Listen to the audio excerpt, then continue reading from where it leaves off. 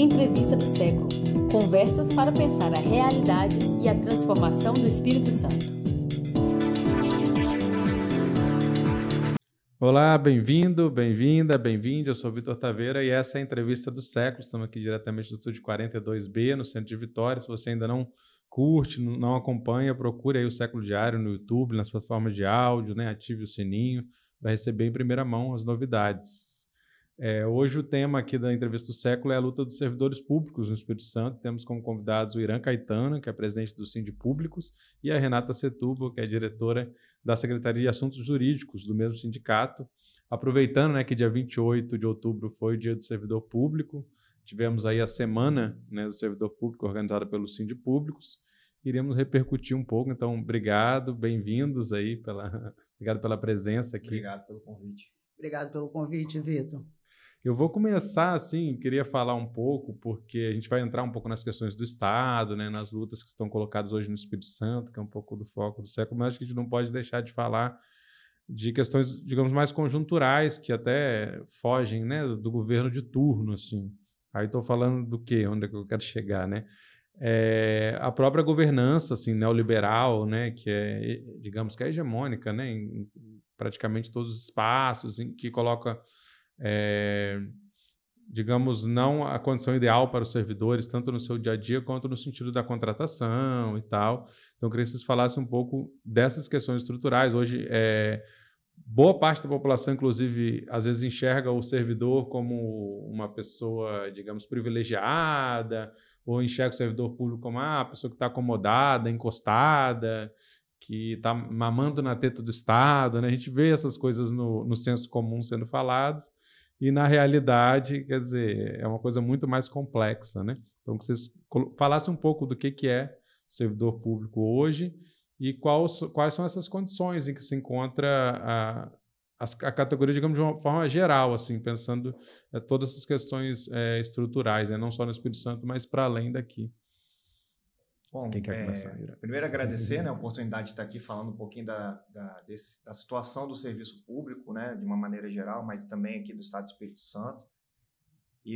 A sua fala, ela realmente nos remete a uma situação que é uma situação de vários e vários anos de problemas dentro do serviço público, né, que nós temos enfrentado. A gente tem feito um resgate histórico das lutas do sindicato, dos nossos acervos fotográficos, nossos materiais jornalísticos, e nós percebemos que a realidade muda, mas os governos mudam, mas a realidade permanece a mesma, né, Renata? A gente sabe da dificuldade que os servidores públicos têm de exercer o seu trabalho, exercer as políticas públicas, seja na educação, na saúde, no transporte público, na agricultura familiar, na assessoria à agricultura familiar. Essas políticas neoliberais que visam atacar o Estado, o papel do Estado para a sociedade, né? Reduzindo investimentos, atacando as estruturas, privatizando os entes estatais. Isso afeta diretamente a qualidade do serviço prestado pelo servidor público. A gente vê déficit de servidores ao longo dos anos, falta de concurso público, a gente vê falta de condições de trabalho, muitas das vezes para justificar até essas privatizações, essa redução, e a gente vem vivenciando ao longo desses anos a mudança de governo, mas a política é sempre a mesma, e ainda com esse discurso, como você colocou muito bem, de que o servidor público é um trabalhador privilegiado, mas o fato é que a gente tem vivenciado nos últimos anos uma política de ataque aos direitos dos trabalhadores do serviço público, da classe trabalhadora como um todo, mas também isso também perpassa pelo serviço público, esses ataques de retirada de direitos, esses discursos de que o servidor público é marajá, visando promover reformas estruturais dentro do serviço público. Então, a gente entende que esse discurso não condiz com a realidade do trabalhador do serviço público, e o sindicato tem um papel fundamental no enfrentamento desse discurso, combater esse discurso, combater os ataques que a gente vem enfrentando contra a estabilidade dentro do serviço público, que não é um direito do é um direito do trabalhador, mas também é uma proteção à sociedade. Então, eu vejo realmente que o cenário para o servidor público sempre foi muito difícil, de muita luta, de trabalho, muitas vezes, em condições precárias. A gente já viveu momentos de atrasos salariais, a gente tem processos históricos aí dentro do sindicato em que os trabalhadores tiveram que acessar empréstimos bancários para poder fazer jus às suas contas. Então, com a questão do rotativo, por exemplo, tem os precatórios da trimestralidade que o governo não cumpriu. Então, tem uma série de situações que não condizem com a realidade que é vendida, né, por esse discurso hegemônico de que o trabalhador do serviço público é marajá. Na verdade, o que a gente vê é que a grande massa de trabalhadores do serviço público, elas têm os seus rendimentos muito baixos. Existe uma parcela de servidores, considerada elite do funcionalismo, que tem seus privilégios, que precisam ser discutidos, claro, mas a gente vê que a realidade geral dos trabalhadores como um todo, do serviço público, é uma realidade muito dura e muito difícil, e principalmente para aqueles trabalhadores que estão já na sua aposentadoria. A gente tem conversado, né, Renato? Com muitos colegas, a gente tem acesso aos colegas aposentados, eles nos ligam preocupados com a situação que eles estão vivenciando. No final da sua vida, uma vida inteira de dedicação ao serviço público, quando vão se aposentar, recebem muitas vezes salários ínfimos que não fazem frente à necessidade que eles têm de saúde e de uma série de questões de alimentação, de moradia digna, e esses trabalhadores vivem em dificuldade. É importante dizer também, Vitor, que a história do serviço público e do trabalhador, do serviço público, você, quando faz um resgate histórico, como a gente fez essa semana, dentro do sindicato, você vê que é uma história de resistência. Se hoje existe um serviço público, ele é uma história de resistência feito também por esses servidores, que por vários momentos do governo, de acordo com a política do que aquele governo acha importante, teve seus direitos aí, simplesmente foram perdendo durante os anos, né? E que a própria condições hoje que a gente encontra do serviço público prestado, a sociedade tem que agradecer muito a essa resistência dos servidores.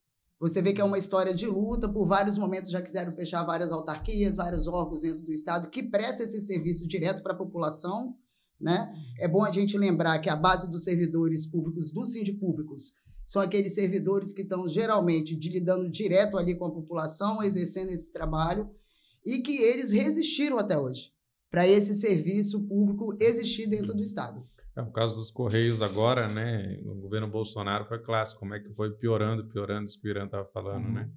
No nível do governo federal nós estamos falando, né? Mas assim, estávamos nas portas da privatização e agora com o governo Lula a coisa muda um pouco de figura, né? E é um órgão super reconhecido, enfim. É verdade. O processo, a receita é sempre a mesma. Para de investir, deixa o órgão sucatear, aquela estatal sucatear para poder justificar uma privatização. Esse é o modelo neoliberal, que quer reduzir o papel do Estado cada vez mais. E a gente sabe que o Estado tem um papel fundamental. Todo Estado desenvolvido, toda nação desenvolvida, todo país desenvolvido economicamente, ele tem um Estado forte. Não existe nação desenvolvida sem Estado forte. Porque o mercado, muitas das vezes, não vai aonde a população mais necessita, fazer políticas públicas, seja na agricultura familiar, seja na educação, seja até nos Correios, por exemplo, nos bancos. A gente teve um processo nos últimos anos dentro do sistema financeiro de estatizar. Os bancos estaduais foram privatizados, a maioria deles, alguns resistiram, como é o caso do Banespa, muito pouco desses bancos resistiram, e a gente sabe que as estatais têm um papel importante a cumprir no atendimento de políticas públicas para as populações mais carentes, que muitas das vezes os governantes de plantão simplesmente ignoram a parcela dessa população, visando apenas o dito mercado, né? Porque com esse discurso também, eu acho que parte da população, né, cai nesse engodo de não perceber, na verdade, que essa política pública que chega lá na ponta, ela passa por vários servidores, né? E que se a realidade fosse diferente, esse processo de privatização, tipo assim, né? No caso, por exemplo, da própria Cesan, do Transcol, quer dizer, existe uma legislação que faz com que chegue aonde, inclusive, até os empresários, às vezes, quando é o caso, né, tem que chegar por contrato naquele lugar lá, porque se fosse por questão do que é mais lucrativo, alguns lugares estariam abandonados, né? Sim. Mas essa gestão do Estado e uma burocracia. As pessoas acham que a burocracia é besteira, e não é, né? A burocracia ela tem isso importante, ela precisa funcionar para as coisas funcionarem. E também tem um falso discurso de que o serviço público ele é gratuito. Na verdade, ele é financiado pelos nossos impostos, né? A gente sabe que aqui no Brasil a gente tem um sistema tributário que ele é regressivo, ele taxa mais os mais pobres, e essa parcela da população mais carente, ela financia esse serviço público, ela paga pelo serviço público e muitas das vezes não tem um serviço condizente com esses impostos que são pagos para poder oferecer esse serviço público. Então, a nossa luta é para que esses serviços sejam serviços públicos de qualidade, universais, que todos tenham acesso. E eu tenho certeza de que nenhum país, o Brasil não vai se tornar um país desenvolvido se o serviço público não for um serviço público de qualidade. Outra questão assim, que eu vejo que é um pouco estrutural, assim, a gente ouviu, né, no governo Bolsonaro um pouco de discussão das mudanças, e acho que isso não está morto, né, com o congresso que a gente tem, mas de mudanças, inclusive na própria estabilidade do servidor, na carreira, na forma de contratação. Tudo isso tem sido discutido, né, no âmbito nacional. Não sei se também repercute aqui no debate do Estado, mas como é que vocês veem isso também? Porque há formas de acesso, né, uma delas é o concurso público, o servidor efetivo, que tem, inclusive, essa estabilidade que muita gente acha, por que tem, né? E eu acho que tem motivos que justificam ela. E tem também os comissionados, né? Que acredito que parece também que é uma coisa desnecessária, mas, assim, em alguns casos eu acho que é preciso ter, né? Mas a lógica, muitas vezes, é invertida, né? Alguns órgãos, os comissionados são a maioria. Verdade. E aí isso também faz aquela coisa que a gente fala de política Estado e política de governo, né? Entra o comissionado, mudou o governo, muda a equipe, e quem tem a memória desse processo? Enfim, queria que vocês comentassem um pouco sobre essa questão da estabilidade do concurso público, por que é importante, assim. A estabilidade ela é um direito adquirido do servidor público através do serviço público, do concurso público, desculpa. Mas, do modo geral, essa estabilidade ela garante à sociedade uma seriedade nesse serviço, uma responsabilidade desse profissional que está ali prestando serviço para a sociedade, né? Então, a gente teve vários exemplos, né? A gente teve a questão agora, já que você citou o governo Bolsonaro, né? A questões das joias. Se aquele servidor da Receita não tivesse uma estabilidade, ele seria demitido no outro dia que ele se negou... A questão das vacinas também, né, a entregar. A questão da vacina, a Covid, né, a pandemia da Covid, ela pôs em evidência a responsabilidade do Estado perante uma sociedade.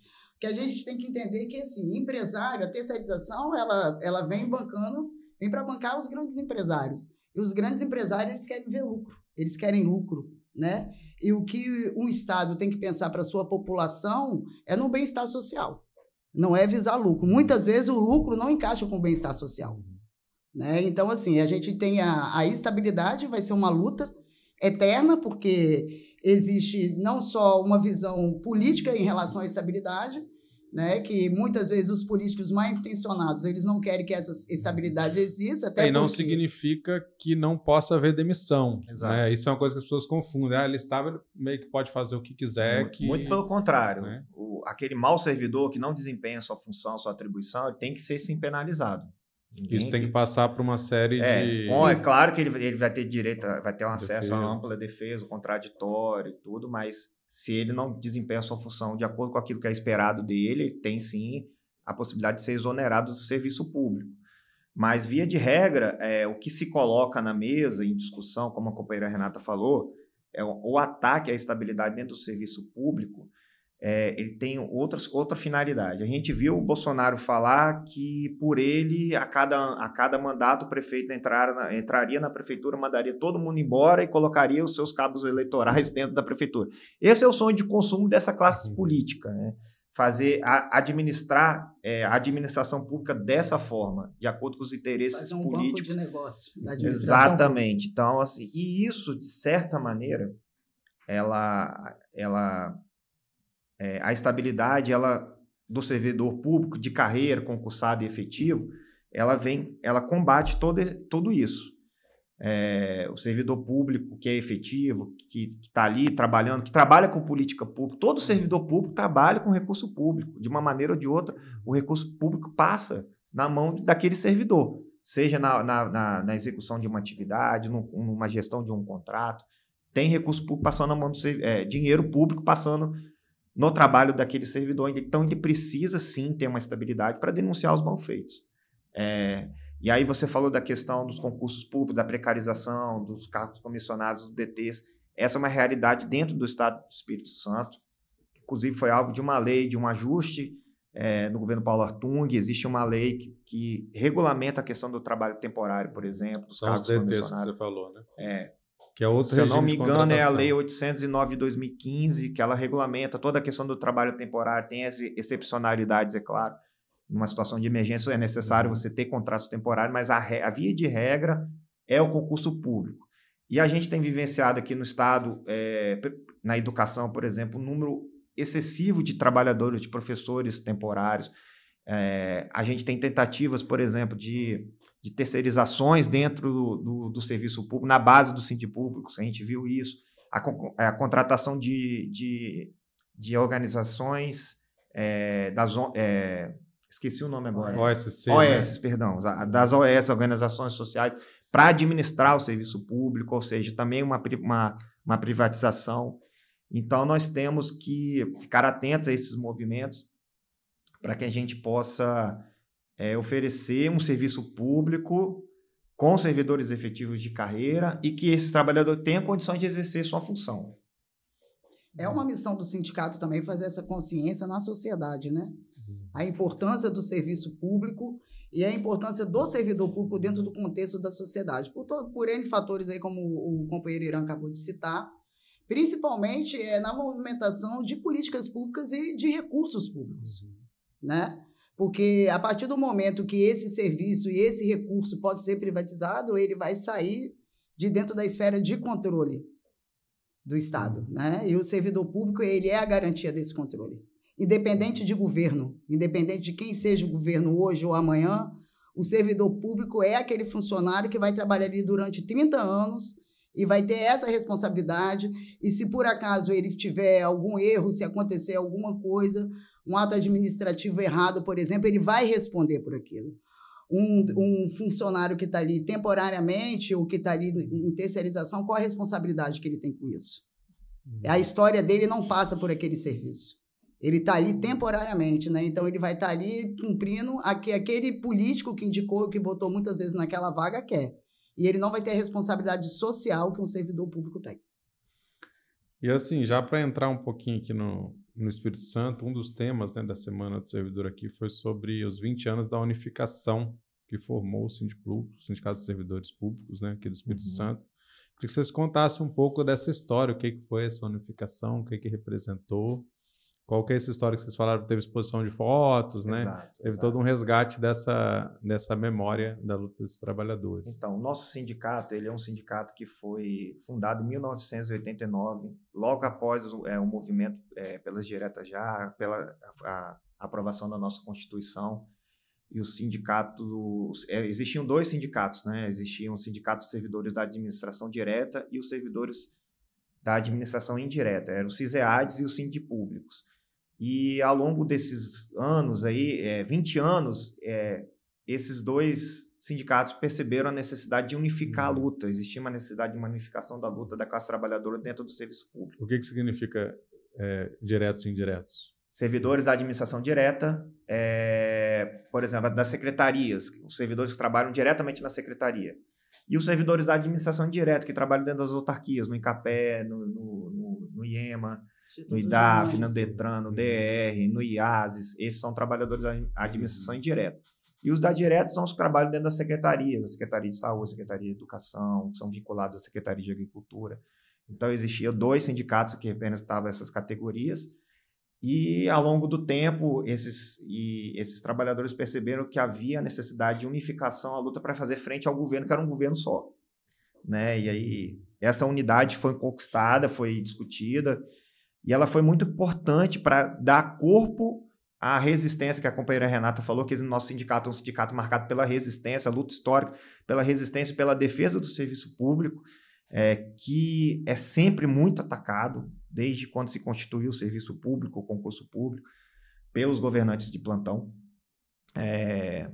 Então, 20 anos dessa unificação, a gente quer trazer esse legado à tona para trazer para as novas gerações de servidores públicos que se incorporaram recentemente ao serviço público nos últimos concursos. Eu, por exemplo, entrei no serviço público em 2013, quando eu prestei o concurso para o Incapé, a Renata, em 2007. Mas tem colegas aí que entraram mais recentemente que não conhecem a história. Recentemente mesmo participei da posse dos analistas do Executivo, um concurso grande que a CGE fez, unificou os cargos de gestão. E eu falei para esses colegas, companheiros e companheiras, que eles estão ali, prestaram concurso público e estão ali hoje sendo nomeados para uma carreira dentro do serviço público, graças à luta do sindicato, graças à luta dos trabalhadores, da classe trabalhadora como um todo, e dos progressistas e democratas do nosso país que lutaram por uma Constituição, por concurso público e por um serviço público que exigisse o concurso público para ingresso. Então, tudo tem uma história. Nós estamos hoje na situação que nós temos, mas temos que olhar para trás. Nosso sindicato é um sindicato que tem mais de 34 anos de história. Então, nós temos essa missão de trazer esse legado para que essas novas gerações conheçam e possam pegar essa bandeira na mão e continuar em frente essa história em defesa do serviço público. Que tem a ver também, só Renata, que me trouxe aqui, esse lance de que, por exemplo, as categorias de funcionários ligados ao serviço público, elas geralmente têm, para essa estrutura mesmo que vocês falaram de estabilidade, geralmente tem mais capacidade de se organizar para essa luta por direitos, né? Você vê até em outras categorias, como bancários, enfim, quem está mais ativo geralmente são os servidores dos bancos públicos, Banesp, Banco do Brasil, Caixa, porque isso é um fator importante, né, para a gente pensar também que essa estabilidade, essas questões, é mais fácil se organizar aí do que dentro de grandes empresas, onde a qualquer momento você... Quer dizer, a estratégia é justamente ir nas lideranças e você já corta, demite e não deixa os trabalhadores se organizar, né? Então, isso também é um fator importante. Exatamente. Então, assim, também o fim da estabilidade também visa deixar o trabalhador refém, né? O trabalhador do serviço público refém desse tipo de assédio. E agora a gente tem a uberização, que é ainda outra coisa mais complicada, não tem nem uma relação. Mas nos últimos física, anos, né? Vitor, a gente tem sofrido sim ataques também ao nosso direito de greve, né? A gente, por exemplo, logo depois do golpe, né, que colocou o governo, que derrubou a Dilma e colocou o Temer, o próprio judiciário aprovou diversas jurisprudências que atacam o direito de greve, exercício de greve dos servidores. Teve um julgamento recente do STF dizendo de que o servidor, ao entrar em greve, no primeiro dia tem que se cortar o salário. É uma decisão que eles tomaram justamente para poder abrir o caminho para as reformas neoliberais que começaram a ser implantadas no governo Temer, né? A reforma trabalhista foi a primeira delas, e a reforma trabalhista atacou todo o sistema sindical, com o fim do imposto sindical, em que se pese, né, companheiro Renato, que a gente tem críticas ao imposto sindical. A gente acha que o imposto sindical não é o modelo ideal de financiamento, mas não houve, naquele momento, uma transição em que, se você colocasse um dispositivo em que realmente o financiamento fosse feito pela própria categoria, e o único intuito era atacar as entidades sindicais e abrir caminho para as outras reformas. A primeira delas foi a reforma trabalhista, que diminuiu o poder de resistência das entidades sindicais, e depois veio a reforma previdenciária, que basicamente ela... Aqui no serviço público, aqui no Espírito Santo, foi implementado em 2019 e iniciou-se em 2020, com um aumento de alíquota de contribuição previdenciária, que passou de 11% para 14%. Ela aumentou o tempo de contribuição, ou seja, o trabalhador do serviço público hoje ele vai contribuir por mais tempo e, no final das contas, ele vai ter reduzido a sua aposentadoria. Esse é um debate que nós fizemos no nosso último congresso, para mostrar para os trabalhadores a urgência desse tema. Muitas das vezes os trabalhadores só se dão conta desses prejuízos no momento de se aposentar. Então, nós temos consciência disso, que é um tema que nós vamos precisar discutir. E, por fim, uma tentativa também de uma reforma administrativa que, assim como a reforma trabalhista, prometia algo que não iria cumprir, que prometia atacar os privilégios dentro do serviço público. No final das contas, o que eles queriam trazer todos esses elementos que a gente colocou de precarização, de colocar vínculos de políticos dentro do serviço público que não tem compromisso com a continuidade do serviço público. Então, assim, a gente vem sofrendo uma série de ataques e ameaças, mas as entidades sindicais estão ali unidas e eu acho que esse processo de unificação histórico que a gente viveu dentro do Sindipúblicos serve de exemplo para a gente da necessidade de a gente se unir. Sair um pouco dessa coisa mais corporativa, que muitas das vezes a gente fica ali lutando por 2% de salário, que é claro que precisa disso, mas a gente precisa defender também, defender o serviço público, que é a essência da nossa existência, é um serviço público de qualidade, com servidores concursados de carreira, que possam prestar políticas públicas que vão atender a sociedade. Sem isso, não tem serviço público, e sem serviço público não tem servidor. Então, a gente precisa, às vezes, sair um pouco desse âmbito mais umbilical, digamos assim, e ir para essas lutas mais gerais. E a gente tem feito um trabalho nesse sentido, né, companheiro? A gente tem trabalhado desde então no sindicato, nessa organização da nossa base, dos nossos trabalhadores, elegendo nossos delegados de base, fizemos uma plataforma de um curso de formação para a gente discutir essas questões históricas de organização da classe trabalhadora. Então, é um curso que está sendo muito importante para a gente. E nós vamos continuar esse trabalho. É um trabalho árduo, de formiguinha, muito difícil. A gente tem muitas dificuldades de avançar, mas nós estamos aqui conscientes da necessidade dessa missão que a gente tem. Assumir esse papel, né? Eu costumo dizer que é a carga do cargo.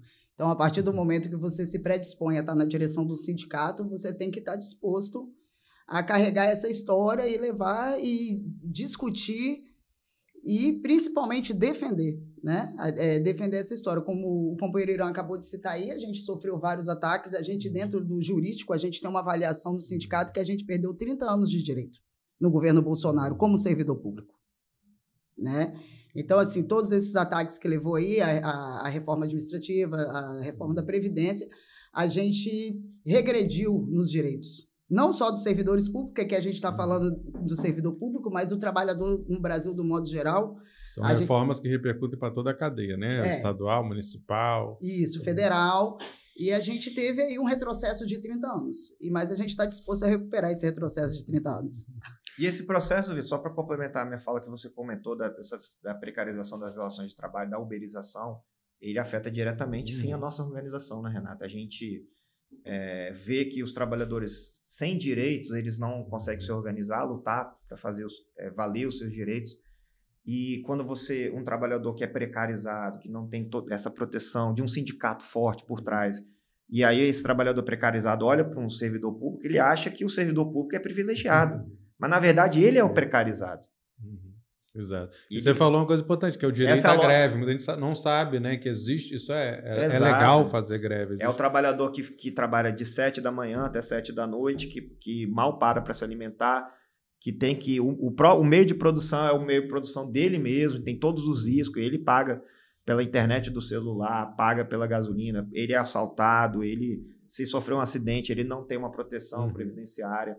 Então, não é que nós somos privilegiados, ele que é o trabalhador precarizado. Então, todo o ataque que existe à classe trabalhadora é um ataque direto também ao trabalhador do serviço público, porque, primeiro, você precariza as relações e aí você vem com esse processo para dentro do serviço público. Então, nós entendemos que o primeiro passo foi a reforma trabalhista e o segundo passo era implementar essa precarização através da reforma administrativa, e nós conseguimos barrar. Apesar do Arthur Lira dizer que ainda que tem como objetivo aprovar isso no Congresso, mas eu creio que com o governo Lula vai ser muito mais difícil para ele essa missão de atender, de ir para os Estados Unidos, falar para o mercado, lá para a Bolsa de Valores de Nova York, que ele tem interesse em fazer essa reforma administrativa, mas ele não vai conseguir. Tenho certeza disso. E aí, assim, só, né, para ressaltar que também existe, né, organizações sendo formadas, né, nessas categorias precarizadas. Sim, e tal. Já até entrevistou o pessoal do sindicato aqui dos motoristas de aplicativos, quem quiser procurar, né, e assim, tudo vai acontecendo, né, e tal, mas assim, realmente é uma condição muito diferente, né, negativamente mesmo, né, nesse sentido da luta. Você não sabe nem quem é o seu patrão é um celular, né? Muitas vezes. Uma transnacional que uma coisa... nem está aqui direito, né? É um iFood, é um Uber, é um aplicativo. e a pessoa se sente sozinha, né? Então, ela trabalha ali sozinha, ela, com o celular, com o aplicativo, e aí não tem senso de organização mesmo, de organização de categoria, de organização de base. Então, quanto mais os governos conseguem individualizar as pessoas, mais difícil fica a luta, porque não existe luta sozinho. Historicamente, a classe trabalhadora só avançou em todos os direitos que ela tem porque existiu união entre os trabalhadores. E esses direitos foram adquiridos em cima de muito sangue dentro da história, e de mortes, e cadeia, e pessoas mesmo que deixaram a vida por esses direitos. Então, hoje, assim, a gente, quando ouve na rua de uma pessoa ou outra, né, a questão do direito que... porque tem férias, né? Então, assim, tem que agradecer que um dia um sindicalista brigou por essas férias, lutou por essas férias, por você ter direito ao domingo você estar com sua família, para você ter um descanso remunerado. Então, isso foi luta do trabalhador. Historicamente, isso é luta do trabalhador. E a gente não pretende abandonar essa luta e garantir esse direito. Então, assim, agora eu vejo 2 desafios muito grandes para a classe trabalhadora. Que é manter os seus direitos, que estão sendo atacados a todo tempo, né? E avançar nos direitos. Então, assim, eu vejo que isso aí são os 2 temas, assim, vamos botar assim, o que a gente tem que carregar universal, que esses 2 temas, eles abrangem muitas coisas. Garantir aqueles direitos que a gente já tem, que não foi à toa, e não foi por nada, né? Nenhum patrão acordou e falou, resolvi agora dar 30 dias de férias porque eu sou gente boa.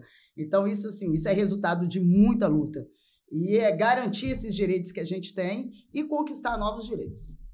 É isso, inclusive, né, direitos que têm que ser pensados ainda, né? O que ainda tem que ser imaginado e o que já existe, já funciona em outros lugares, às vezes, que não é aplicado aqui.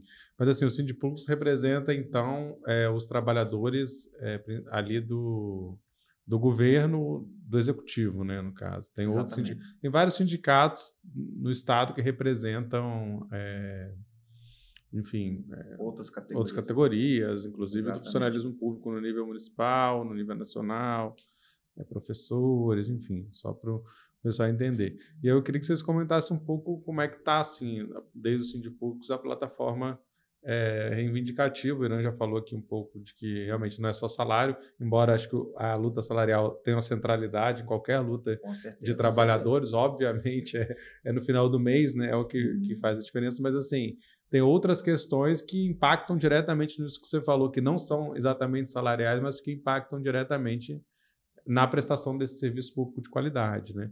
Então, quais são hoje as principais questões que estão colocadas aqui no Estado, a partir da luta dos servidores? Eu queria aproveitar um gancho da fala da companheira Renata sobre essa questão do patamar de luta. Ela colocou uma coisa muito importante. Os últimos anos, desde quando houve o impeachment da presidenta Dilma, o golpe, né? Eu chamo de golpe, já está mais do que provado que não houve, não foi o motivo, não foi pedalada fiscal, não foi nada disso, houve um golpe.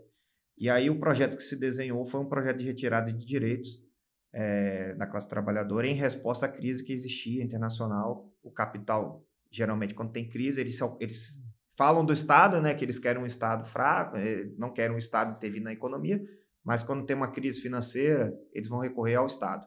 E aí aumentam, propõem reformas para superexplorar a classe trabalhadora. Então, isso foi implementado a partir da derrocada do governo Dilma, o golpe, a entrada do governo golpista, do golpista Temer, e a implantação dessas reformas. Então, o nosso patamar de luta, naquele momento, era um patamar de luta para não perder direitos. E aí veio o governo Bolsonaro, o Paulo Guedes com a sua agenda neoliberal, com o seu receituário neoliberal, implementando mais ataques aos trabalhadores. Aí veio a pandemia no meio disso tudo, que ainda colocou ainda mais dificuldade à organização da classe trabalhadora, congelamento salarial, a Lei 173 de 2020, que congelou salários, congelou os direitos que nós tínhamos, não poderia fazer concurso público, mas aí o Estado, o serviço público demonstrou a sua essência, a sua centralidade, que é prestar serviços no momento mais, digamos assim, um momento histórico, recente, acho de maior gravidade foi a pandemia. Quem deu a resposta foi o Estado. Então, e o serviço público. Então, isso mostra a importância da gente ter um serviço público organizado. E agora, com a volta de um governo progressista, do governo do presidente Lula, a gente entende que essa agenda de desse patamar de luta, que era lutar para não perder direitos, a gente tem que superar isso e buscar os nossos direitos que nós perdemos nos últimos anos, né, companheiro Renato? E aí, entrando um pouco na pauta do nosso sindicato, nós temos aqui, a questão central nossa é a questão remuneratória, porque nos últimos 20 anos em que se alternaram Paulo Artung, Casagrande, o serviço público, o salário do servidor público foi atacado, houve um processo de empobrecimento dos trabalhadores do serviço público, isso comprovado por um estudo que nós encomendamos pelo DIEESE, o DIEESE fez esse levantamento, reajustes ano a ano, ou não havia reajuste, ou reajuste abaixo da inflação, e no acúmulo desses últimos 20 anos, dessa política, que pode mudar o governante, mas a política era sempre a mesma, nós percebemos aí perdas acumuladas de mais de 50%. Então, essa é uma questão central, que nós aprovamos no nosso 7º Congresso. A outra questão, a questão do auxílio alimentação, que nós levamos para o governador, um auxílio alimentação insuficiente, que na época era R$300, nós lutamos muito para conquistar um reajuste 100%, ainda abaixo da necessidade dos trabalhadores. Nós temos a questão das diárias, que os trabalhadores hoje se deslocam do seu local de trabalho para realizar um serviço em outro município, com R$112, ínfimo, um valor ínfimo, que é insuficiente para ele pernoitar e se alimentar com dignidade. Então, nós já cobramos o governador em mesa de negociação. E outras questões de concurso público, que é uma questão que a gente considera fundamental também, essa questão do concurso público. Nós temos vivenciado dentro a realidade dos quadros da administração pública um déficit que chegou a 50% em muitos órgãos. O INCAPé, por exemplo, passou por esse processo. Muitos servidores se aposentaram, outros, com esse processo de empobrecimento salarial, dessa defasagem salarial, buscaram outros caminhos na iniciativa privada. E então nós defendemos a necessidade de se ofertar melhores salários para atrair essa força de trabalho mais qualificada e a realização de concurso público para poder prover esse quadro de servidores que está defasado. Então essas são, assim, em suma, nossas principais bandeiras, e nós temos uma estratégia, né, Renata, de realização de assembleias com as categorias. O nosso sindicato é um sindicato que ele é diverso, ele representa diversas entidades, secretarias, autarquias, da administração direta e indireta. Agora a gente está fazendo essas assembleias, a gente começou em setembro, vamos terminar em novembro, a gente vai fazer 26 assembleias em toda a nossa base, para poder estar dialogando com a base. Eu acho que a gente já reuniu em torno de 500 ou mais servidores até o momento. Nós temos a expectativa de chegar a quase 1.000 servidores reunidos nessas assembleias. Né? E a gente tem os temas gerais que passam por todas as categorias, a questão remuneratória é uma, né? A questão das diárias também, e a gente também tem aquelas demandas específicas, que é a dificuldade que os servidores têm dentro de cada órgão para estar exercendo a sua função. É bom deixar claro também que ser servidor público aqui é uma luta diária para você conseguir trabalhar com condições de trabalho, da forma que você entende que aquele serviço tem que ser prestado à população. Às vezes é o servidor que pega na vassoura, que vai lá limpar o banheiro do local de trabalho dele, porque não tem o serviço de limpeza. Então, assim, com muita dificuldade, passando por uma situação que não havia gasolina para os trabalhadores se deslocarem e fazer o seu trabalho, tem a questão da diária, uma série de situações de condições de trabalho, né, Renato? A condições de trabalho. E isso aí não é porque o Estado não tem dinheiro, isso é uma política. É uma política, a gente enxerga.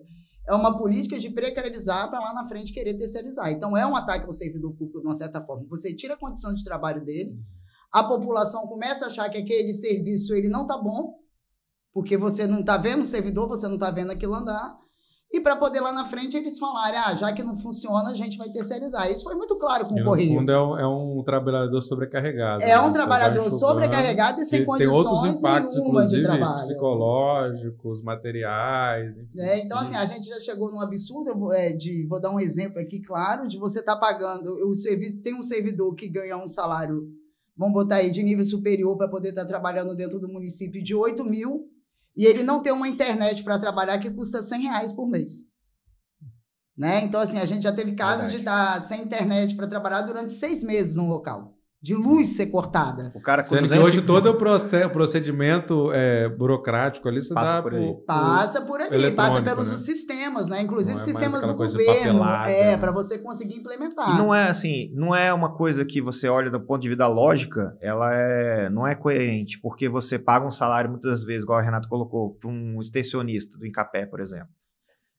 Tanto eu quanto a Renata somos do Incapé, então a gente conhece bem essa realidade. Um salário, vamos supor, R$5.000 para um extensionista trabalhar.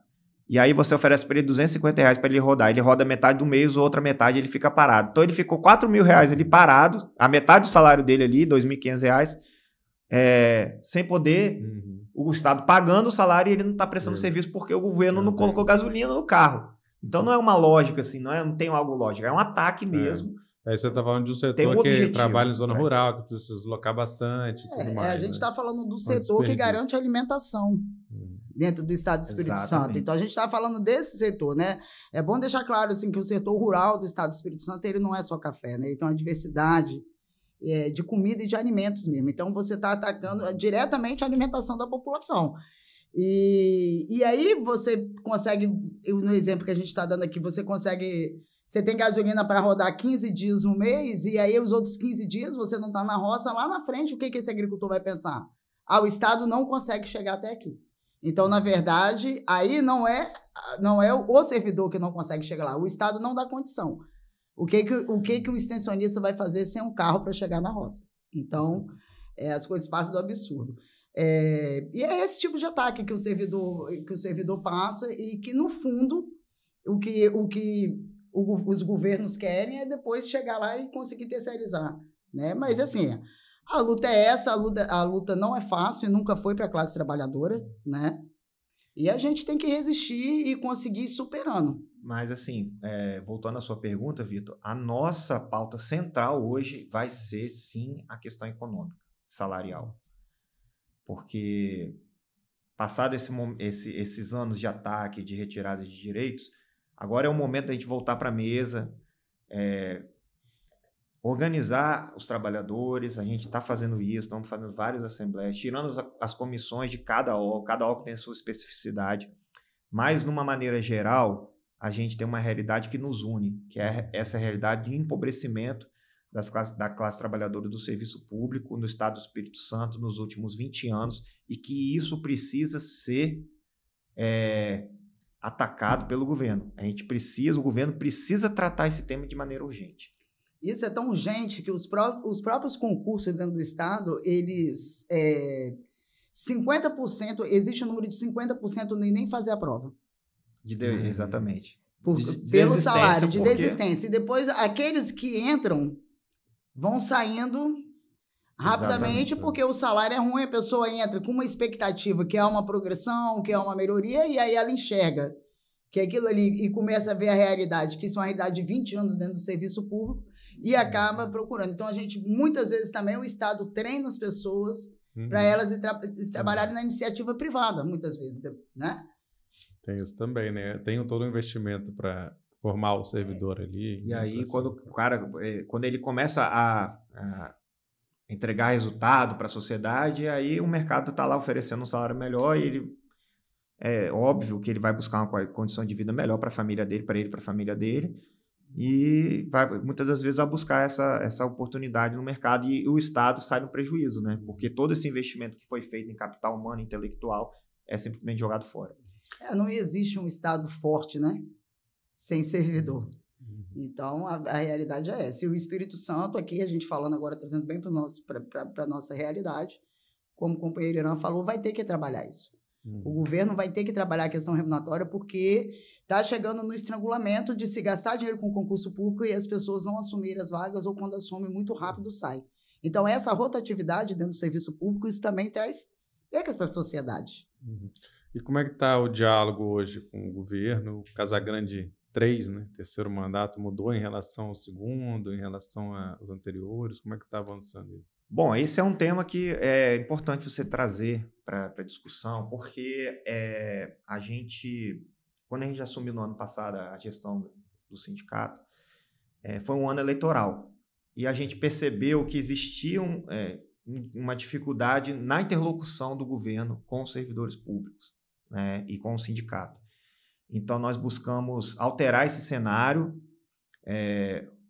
fizemos a tiragem dos nossos delegados, fizemos o nosso congresso, discutimos a nossa pauta, e a partir de então nós buscamos a interlocução com o governo. Na época, o governador ainda nos recebeu, a gente apresentou toda essa pauta que nós colocamos, esse diagnóstico, ele nos recebeu e disse que, a depender do resultado, ele voltaria a conversar com a categoria. Pois bem, veio a eleição, existia uma expectativa do Casagrande se eleger logo no primeiro turno, isso não se realizou. Aí houve 2 projetos diferentes, digamos assim, com algumas nuances, né, de diferenças, digamos assim. E para nós do serviço público, nós do sindicato entendemos que o projeto representado pelo Manato, pelo candidato Manato, seria um projeto que visava trazer aquilo que na esfera federal, feito pelo governo Bolsonaro, o Guedes, trazer isso para dentro do Estado do Espírito Santo. Então, nós entendemos que seria um grande risco. Aquele patamar de luta que nós falamos tanto, de resistir contra a retirada de direitos e avançar, estaria em risco se esse projeto neoliberal representado pela candidatura do Manato e do Aridelmo Guedes, apelidado pelo próprio candidato, fosse o projeto vitorioso. Então, nós fizemos o debate com a categoria, com a nossa base, sobre esse risco desse retrocesso no Estado do Espírito Santo, mas, ao mesmo tempo, conversamos com a coordenação de campanha do governador, recebemos o convite para estar lá apresentando nosso diagnóstico e deixamos bem claro que a interlocução com o governo Casagrande era uma interlocução falha. E cobramos dele, depois passadas as eleições, cobramos do governador um avanço nessa interlocução. Então, eu creio que nesse aspecto houve um pequeno avanço em relação à interlocução com o governo do Estado. Nós estabelecemos uma mesa de negociação com o governo, com a CGE. O governador inaugurou essa mesa de maneira formal, nos recebeu, algo que ele nunca tinha feito até então, receber. E eu tenho visto essa mudança de postura também com os outros movimentos, mas como síndico público eu posso falar, foi importante a gente ter esse diálogo direto com o governador e com a interlocução com a CGE. O governador se comprometeu com 4 pontos, na verdade 5, né? A questão da mesa, ele cumpriu. A questão da revisão geral, que ele cumpriu ainda abaixo da inflação. Ele tem um conceito de que o servidor tem um reajuste automático, a gente faz ali uma contraposição a esse discurso dele. A questão do auxílio alimentação, a questão da diária e a nomeação de alguns dos servidores da educação que haviam sido aprovados. Então, desses 5 pontos, ele cumpriu 2. A questão da RGA, ele cumpriu parcialmente, digamos assim, da revisão geral anual, que não é aumento salarial, uma recomposição das perdas da inflação. E ele não recompôs a inflação do último período. Foram 14 meses de perda e acumulado em um índice de 7%, ele deu 5%, ou seja, acumulando mais 2% de perda. A questão do auxílio alimentação, que inicialmente a CGE apresentou um estudo de R$ 450, e nós unificamos essa pauta com o Sindsaúde, Sindiups, e fomos bem claros ao dizer para o governador que nós não aceitaríamos um reajuste menor do que 100% no auxílio alimentação. O governador entendeu e encaminhou o projeto para a Assembleia Legislativa no valor do reajuste 100%. Então, nós consideramos que foi uma conquista importante do sindicato nesse sentido. Se comprometeu com a questão das diárias, porém, até o momento, ele não cumpriu. Então, nós vamos continuar cobrando a questão das diárias. Basta uma instrução de serviço para reajustar, não precisa passar pela Assembleia. E é um valor que está congelado desde 2013, né, Renato? 2013. Então, nós temos servidores aí, algumas categorias, como o ICAPE, o IEMA, algumas categorias que fazem muito uso desse deslocamento. Detran, né? Existe categorias que elas são obrigadas a trabalhar. Está dentro, obrigado a viajar, está dentro da função dele. Então, ele não pode nem se negar aí. Sim. Então, acaba pagando para trabalhar. O cara tem que pagar do próprio bolso para poder, às vezes, pernoitar. Ou então, ele vai e volta no mesmo dia, se colocando em risco de pegar uma estrada à noite, cansado, para não ter aquele custo adicional. Então, assim, essas são as pautas principais. A gente tem também algumas pautas compromissos políticos que foram assumidos E aí é uma crítica que a gente tem que fazer à CGE, aí é uma crítica que eu faço ao secretário Marcelo, que, na nossa visão, ele tem falhado com os compromissos políticos que foram assumidos durante a campanha, de uma melhoria na interlocução política. Vou te dar um exemplo do auxílio alimentação. Nós negociamos um acordo na mesa e chegou na Assembleia uma tentativa de retirada do 13º alimentação. Isso não havia sido negociado. Nós consideramos isso algo inaceitável. Outra questão foi um projeto de reestruturação que envolvia as carreiras na nossa base, o chamado Carreirão, e que não houve tempo suficiente para amadurecimento desse projeto. O projeto, existia uma promessa de que a gente teria acesso às minutas do projeto. Isso não foi cumprido, o projeto foi enviado no ano passado, devido ao calendário eleitoral, de maneira corrida, sem dar tempo suficiente para o sindicato amadurecer, levar as críticas e as contribuições dos servidores, que eu acho que isso seria o processo mais correto. Sentar na mesa com o sindicato, com os trabalhadores e discutir esse projeto de estruturação, foi empurrado goela abaixo, tanto é que foi alvo de críticas lá na Assembleia. E, por fim, mais um desrespeito a um compromisso político que nós fizemos, que foi agora no projeto da educação, em que a gente conversou muito sobre esse problema dos trabalhadores da Secretaria Escolar, que são reconhecidos como o rol de profissionais do Fundeb, que estão vinculados a 70% do Fundeb, e que ao longo dos últimos anos tiveram problemas de reconhecimento de abono, de vacina, de computadores, uma série de coisas, e isso foi superado no final de dezembro de 2022 com a alteração do novo Fundeb, e esses profissionais passaram a fazer parte do rol de profissionais atendidos pelo Fundeb.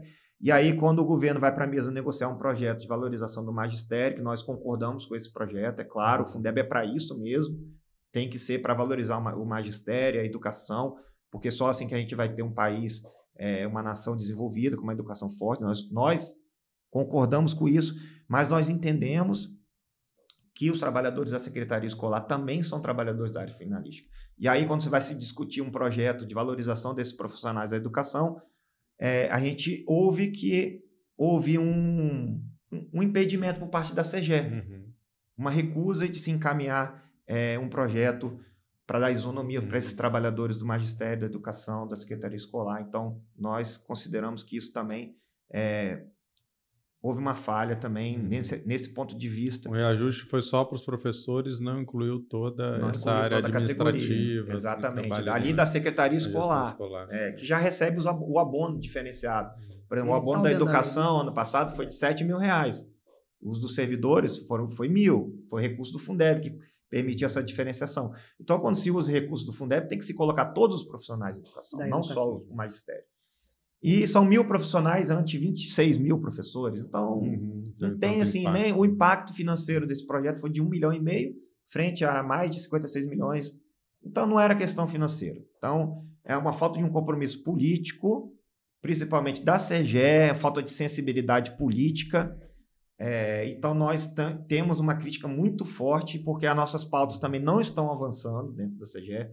Nós temos um projeto de reestruturação das carreiras extintas na vacância, que basicamente é onde se encontram os trabalhadores aposentados, compromissos firmados durante o projeto de reestruturação, que haveria uma nova fase, e esse projeto esse compromisso não avança dentro da CGE. Está dentro da gaveta há mais de um ano.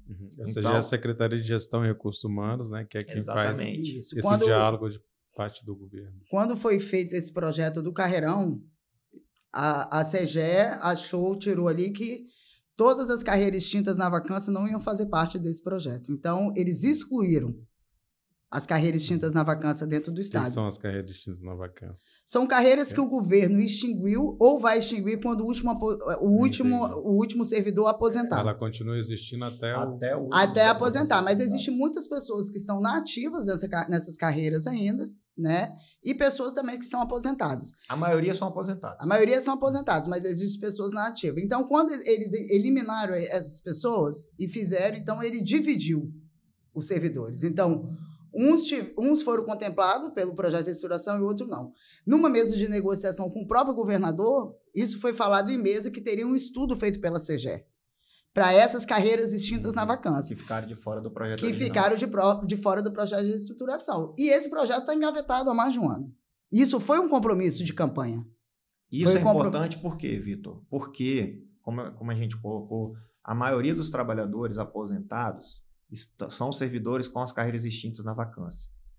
Esses trabalhadores sofreram diretamente esse processo de empobrecimento, porque não passaram em nenhum momento por nenhum projeto de reestruturação. Foi imputado a esses servidores aposentados, perdas de mais de 50% na sua renda. Então, é importante sim o compromisso do governo de um projeto para atender essa classe de trabalhadores que foi a mais prejudicada nos últimos 20 anos por essa política de governo. Algumas categorias passaram por projetos de estruturação ao longo desses 20 anos, mas os aposentados não.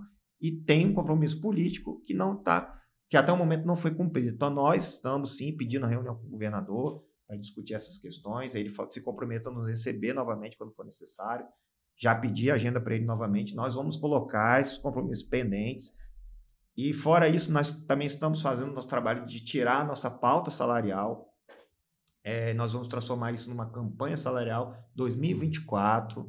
Então, o primeiro passo é fazer as assembleias de base, eleger as comissões de base, tirar a nossa pauta, a pauta geral e a pauta específica. A pauta geral nós vamos unificar com outros sindicatos, com o Sindsaúde, com outras categorias, porque atinge todo o funcionalismo público do Estado do Espírito Santo, mas nós vamos fazer o nosso dever de casa para tratar nossas pautas específicas numa grande campanha salarial no ano que vem e fazer um enfrentamento a essa política.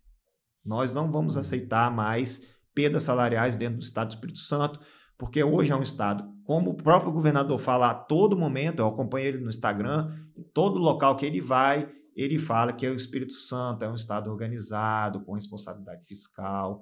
E isso é bom para todo mundo. Nós não queremos salários atrasados, só que existe uma classe de trabalhadores dentro do Estado do Espírito Santo que está empobrecida e que precisa ter um olhar atento do governo. Essa riqueza que é gerada pelo Estado é uma riqueza que também é construída pelo servidor público. Então, precisa ter um olhar com carinho para esses servidores e nós vamos fazer essa discussão, esse debate com a sociedade da importância dessa valorização e a obrigação do Estado de fornecer condições de trabalho para os trabalhadores. Beleza, já estamos quase no limite aqui do tempo. Renato, você quer acrescentar algo? Eu acho que é isso, né? Que a gente explanou bem os problemas que a gente está enfrentando dentro do Estado.